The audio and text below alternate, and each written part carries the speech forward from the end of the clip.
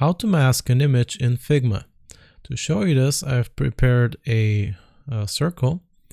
So now I want to select the circle and I go up here to the menu bar and I want to look at this this tool, which in this case is the rectangle, but here are all the shape tools. So you want to look down all the way until you see place image or video.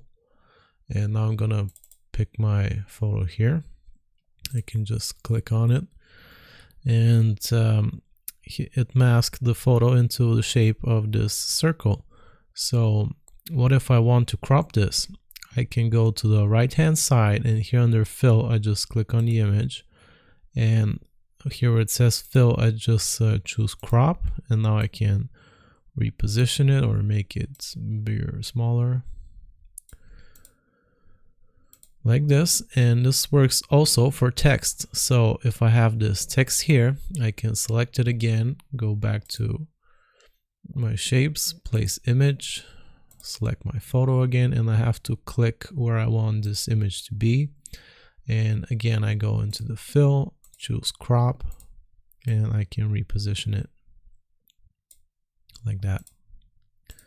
And that's how you mask an image in Figma. I hope this was useful. Remember to like and sub, and I'll see you next time.